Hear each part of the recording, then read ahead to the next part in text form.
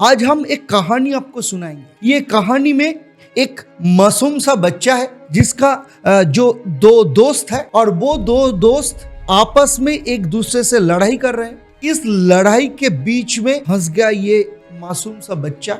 जाए तो किधर जाए, किसको सपोर्ट करे। दोस्तों, आज दुनिया सिर्फ एक जंग नहीं देख रही, दुनिया देख रही है एक चॉइस का बोझ। एक तरफ है जेरूसलम, दूसरी तरफ है तेहरान, और इस बीच में फंसा हुआ है हमारा भारत, जिसका हर डिसीजन करोड़ों लोगों के जीवन को छू सकता है। अगर भारत इजराइल के साथ देती है तो ईरान गुस्सा करेगा, अगर ईरान के साथ खड़े होते हैं तो इजराइल, यूएसए और गल्फ कंट्रीज दूर हो सकती है। अगर किसी को सपोर्ट ना करके न्यूट्रल रहता है तो क्या भारत की आवाज दुनिया में सिर्फ एक ऑब्जर्वर की तरह सुनाई जाएगा? आज सच टॉक में हम आपको लेके चलेंगे एक ग्लोबल टाइट रोप के ऊपर, जहां भारत का एक कदम पूरे देश की अर्थव्यवस्था, डिफेंस, डिप्लोमेसी और डायस्पोरा पर असर डाल सकता है। यह सिर्फ एक वर्ड एनालिसिस नहीं है, यह है एक डिप्लोमेसी की दुनिया में भारत की अग्नि परीक्षा।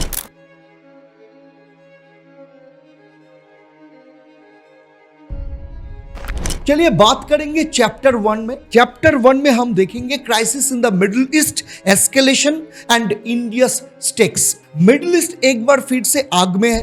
अप्रैल 2025 के बाद टेंशन इतना बढ़ गया, इजराइल ने डायरेक्ट एयर स्ट्राइक्स लॉन्च किया ईरान के इस्फहान एंड नातान्स न्यूक्लियर फैसिलिटीज पर। ईरान ने रिटेलिएशन में बैलिस्टिक मिसाइल्स, ड्रोन्स लॉन्च किया। गल्फ के ऊपर एयर स्पेस पार्शियली बंद हो गया।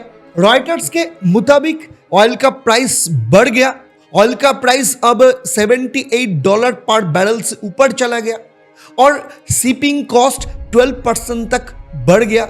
इंडिया के स्टेक्स यहाँ बहुत हाई है क्योंकि ईरान से ऑयल का मेजर इंपोर्ट होता है। इजराइल से डिफेंस और साइबर सिक्योरिटी में स्ट्रैटेजिक कोलैबोरेशन है और सबसे बड़ा 80 लाख के ऊपर इंडियन गल्फ्स और मिडिल ईस्ट में काम करते हैं।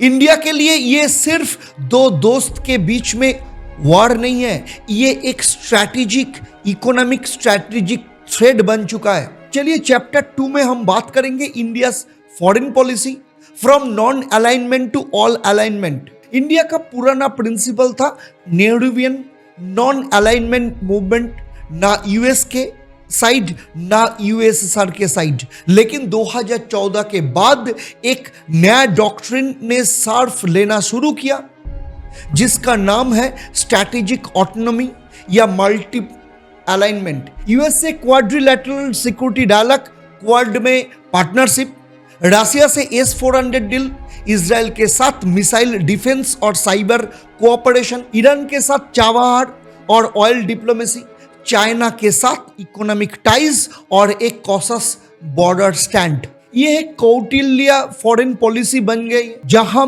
राजनीति में दोस्ती परमानेंट नहीं होता है, इंटरेस्ट परमानेंट होता है। पर अब जब ईरान और इजराइल डायरेक्ट कॉन्फ्लिक्ट में आ चुके हैं तो इंडिया की multi alignment policy stress test में है। चैप्टर 3 में हम बात करेंगे ईरान का क्या फैक्टर, ऑयल, चाबहार और स्ट्रैटेजिक जियोग्राफी। ईरान इंडिया के लिए एक डिपेंडेबल ऑयल पार्टनर रहा है। यूएस सैंक्शन के बाद इंडिया ने वेवर के थ्रू ईरान से ऑयल इंपोर्ट मेंटेन रखा। 2022 तक 4.25 लाख बैरल्स पर डे तक हुआ है। चाबहार पोर्ट जिसका डेवलपमेंट इंडिया ने किया, उसका स्ट्रैटेजिक इंपॉर्टेंस है क्योंकि ये पाकिस्तान को बाईपास करता है। ये जो पोर्ट है, ये पोर्ट से डायरेक्ट एक्सेस देता है अफगानिस्तान और सेंट्रल एशिया के मार्केट तक। ये जो चाइना का जो गदर पोर्ट, इसका नेचुरल काउंटर है ये। बट अब ईरान अनस्टेबल होता है तो इंडिया के लिए क्या मुसीबत बन सकता है? नंबर 1, ऑयल सप्लाई डिसरप्ट होता है, चाबहार में डिले होता है, सेंट्रल एशिया कनेक्शन ब्रेक होता है। इंडिया का इंटर वेस्ट एशिया कनेक्टिविटी का जो ड्रीम है वो ड्रीम थ्रेड में पड़ सकता है। और चैप्टर 4 में आते हैं इजराइल फैक्टर।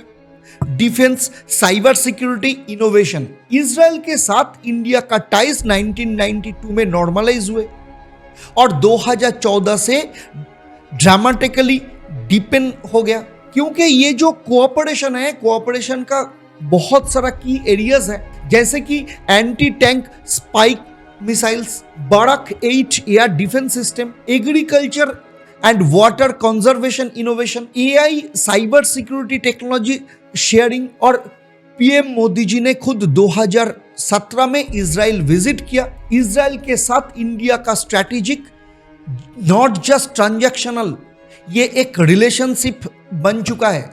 लेकिन इजराइल के ओपनली सपोर्ट करना भी इंडिया के लिए बहुत खतरे बन सकते हैं। जैसे संघाई कॉरपोरेशन ऑर्गेनाइजेशन, एससीओ जो कंट्रीज है, स्पेशली ईरान और रशिया के साथ टेंशन बन सकता है।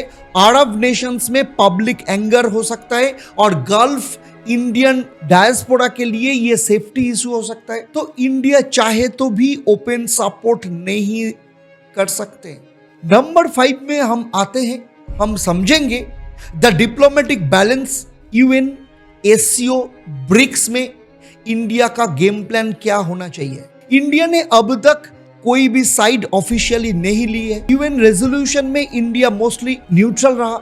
एससीओ के जॉइंट स्टेटमेंट में भी इंडिया पार्टिसिपेट नहीं किया, जिसमें इजराइल के एयर स्ट्राइक्स कॉन्डेम की गई। ब्रिक्स फॉरेन मिनिस्टर्स मीट में इंडिया ने वॉर डी एस्केलेशन की बात की, लेकिन बिना किसी के नाम लेके।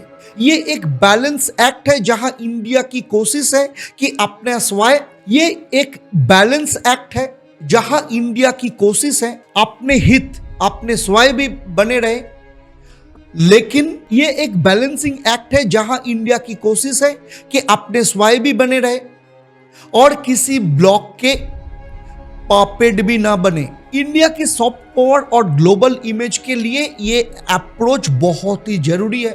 चलिए चैप्टर 6 में हम बात करेंगे the Gulf factor. 80 lakh Indian, $100 billion remittance.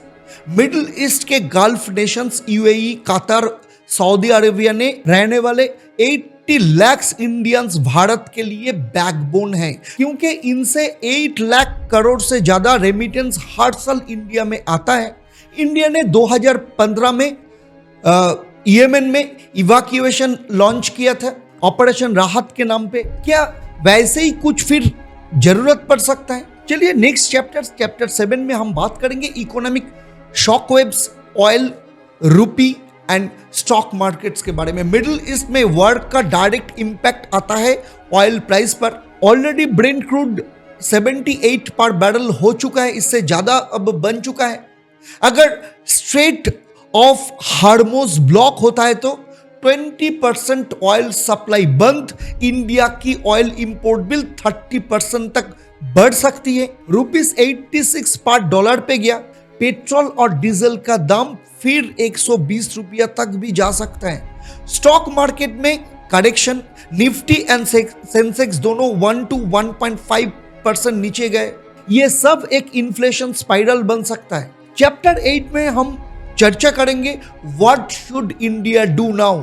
तो इंडिया को अब क्या करना चाहिए? यूएई, यूएसए, ब्राजील, सऊदी से ऑयल सप्लाई डाइवर्सिफिकेशन करो। गल्फ एम्बेसीज के साथ इवैक्यूएशन प्लान रेडी रखो। चाबहार पुश, ईरान के अंदर ट्रस्ट रिबिल्ड करो थ्रू डिप्लोमेटिक एश्योरेंस। इजराइल के साथ डायलॉग, डिफेंस कोलैबोरेशन सस्टेन्स करो विदाउट पॉलिटिकल अलाइनमेंट। और यूएन का जो मेडिएशन है, जैसे इंडिया यूएन में पीस रेजोल्यूशन इनिशिएट करे, इमेज स्ट्रॉन्ग बनाने के लिए ये बहुत जरूरी स्टेप हो सकता है। और चैप्टर 9 में आते हैं strategic autonomy, it is enough क्या? इंडिया का मॉडल है strategic autonomy with pragmatic partnership. लेकिन क्वेश्चन ये है, जब दो दोस्त लड़ाई कर रहे हैं तो क्या दोनों के साथ दोस्ती एक साथ चल सकती है? ईरान और इजराइल के बीच इंडिया का टाइट रोप वॉक एक रियल टेस्ट बन चुका है, जैसे economically, diplomatically, militarily, emotionally due to diaspora. ये कॉन्फ्लिक्ट एक मिरर है जो इंडिया के ग्लोबल पावर स्टेटस का असली चेहरा दिखाता है। तो दोस्तों, आपने सुना कि मैंने आपके साथ चर्चा की, भारत के दो सबसे ट्रस्टेड पार्टनर्स ईरान और इजराइल आपस में भिड़ चुके और भारत उन दोनों को संभालने की कोशिश कर रहे हैं बिना किसी रिश्ता तोड़ के। इसमें क्या की फैक्टर्स है, जैसे oil dependency, Iran second largest crude supplier, Chabahar की ऑफ सेंट्रल एशिया लिंकेज और डिफेंस टाई जैसे Barak 8 missiles, cyber partnership, Indo Abrahamic bloc depending India Israel alignment.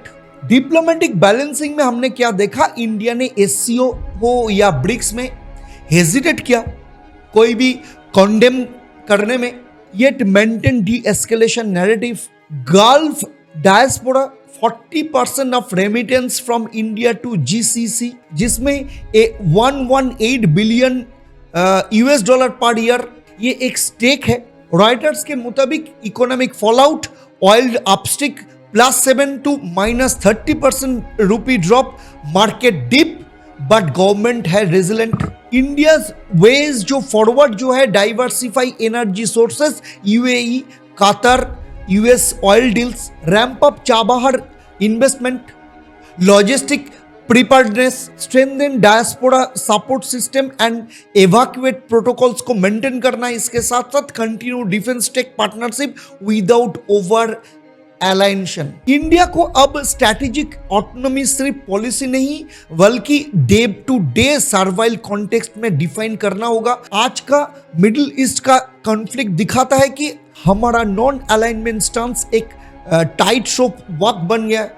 तो दोस्तों, आपने सुना भारत के दो सबसे ट्रस्टेड पार्टनर्स ईरान और इजराइल आपस में भिड़ चुके हैं और भारत उन दोनों को संभालने की कोशिश कर रहा है बिना किसी रिश्ता तोड़ के। तो इसमें की फैक्टर्स क्या है, ये जो संभालने की कोशिश, बैलेंसिंग का की फैक्टर्स बहुत है, जैसे oil dependency, Iran second largest crude supplier और चाबहार जो पोर्ट है ये सेंट्रल एशिया में लिंक करने का बहुत एक इंपॉर्टेंट जगह है। और डिफेंस जो टाइज है इजराइल के साथ, जैसे Barak 8 missile, cyber partnership, Indo Abrahamic bloc depending India Israel engagement. और डिप्लोमेटिक बैलेंसिंग में इंडिया का जो स्टैंड है, इंडिया ने एससीओ हो और ब्रिक्स में कोई भी कॉन्डेम करने के लिए हेजिटेट किया, yet maintain de escalation narrative. और गल्फ में जो रहते हैं इंडियन, यानी गल्फ डायस्पोरा में 40% of remittance to India from GCC, इसका मतलब है 118 बिलियन यूएस डॉलर पर ईयर। इकोनॉमिक फॉलआउट होने का संभावना है, बहुत ही है, दिखाई दे रहा है इसमें। रॉयटर्स के मुताबिक इकोनॉमिक फॉलआउट, ऑयल अपस्टिक +7 और 13% तक रूपी ड्रॉप हो सकता है, मार्केट डिप में जा सकते हैं, बट गवर्नमेंट है रिसाइलेंट। और इंडिया का जो वे फॉरवर्ड है, ये वे फॉरवर्ड है डाइवर्सिफाई एनर्जी सोर्सेस, यूएसए। और इंडिया का जो वे फॉरवर्ड है वो है diversify energy sources, UAE, Qatar, US से oil deals, ramp up Chabahar investments, assert autonomy diplomatically in UN, SCO and BRICS में। और जो डायस्पोरा है, डायस्पोरा को सपोर्ट करने का जो सिस्टम है उसको बहुत स्ट्रेंथ देना पड़ेगा। और जो इवैक्यूएशन जो प्रोटोकॉल, वो प्रोटोकॉल मेंटेन करना चाहिए और continue defence tech partnership without over अलाइनेशन। इंडिया को अब स्ट्रैटेजिक ऑटोनॉमी सिर्फ एक पॉलिसी नहीं बल्कि day to day survival context में डिफाइन करना होगा।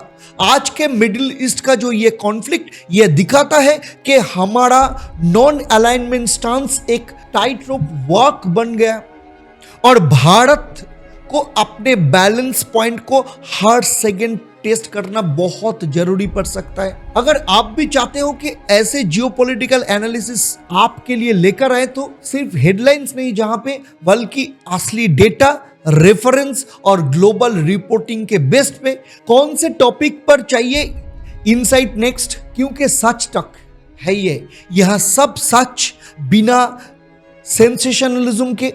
ये सच टॉक है दोस्त, यहां सब सच बिना सनसनी के। धन्यवाद।